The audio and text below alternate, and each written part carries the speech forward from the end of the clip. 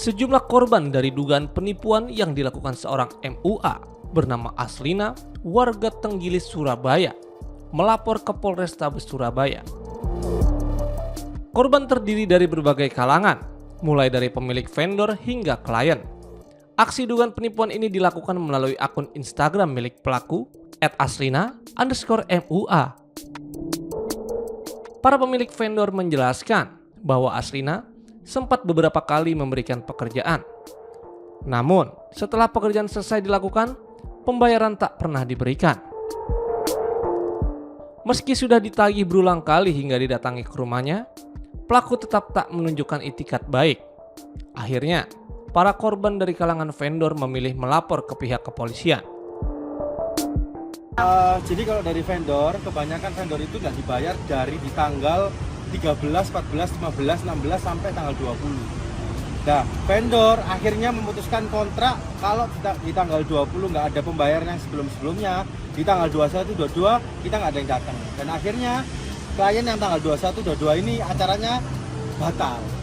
Nggak tahu nanti dia cari vendor lain, tapi acaranya kemungkinan batal. Upaya yang dilakukan untuk meminta dia membayar apa saja yang sudah dilakukan? Kita sudah hampir di setiap hari kita ke sana, terus di sana itu tidak ada kejelasan.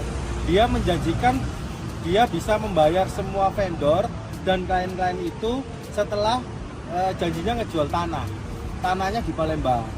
Tetapi kemarin katanya dia ke Palembang, janjinya itu di tanggal 15 balik. Dan sampai sekarang tidak ada kejelasan. Berapa total kerugian dari aksi penipuan ini? Untuk kerugiannya hampir 500 lebih. 500 total apa? Dari keseluruhan klien vendor itu sekitar 500 juta. 500 juta? Iya, 500 juta. Nah ini dengan datang di Polres ini, upaya yang dilakukan apa ini? Kita datang ke Polres ini, kita melaporkan bahwa ada tindak penipuan dari kita vendor yang belum terbayar dan klien-klien yang belum terlaksana. Jadi kita menuntut hak kita. Sementara itu, korban dari kalangan klien MUA mengatakan ia telah menyewa jasa Aslina untuk acara pernikahannya dan sudah melakukan pelunasan sebesar 11 juta rupiah. Namun di hari H pernikahan, Aslina tidak datang. Korban pun kelabakan mencari pengganti dalam waktu singkat. Korban yang bernama Reika memutuskan untuk melaporkan dugaan penipuan tersebut ke Polrestabes Surabaya agar mendapatkan keadilan.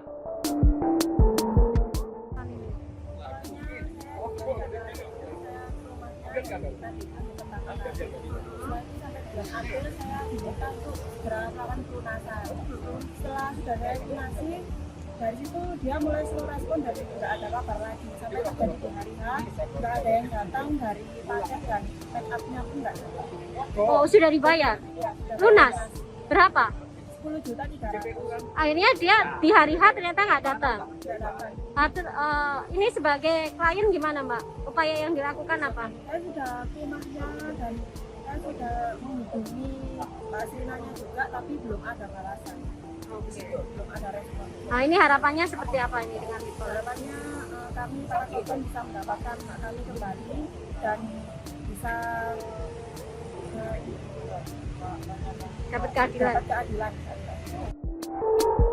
Para korban berharap aparat kepolisian dari Polrestabes Surabaya dapat menangani kasus ini dengan serius agar pelaku bisa diproses secara hukum dan para korban mendapatkan hak serta keadilan yang semestinya.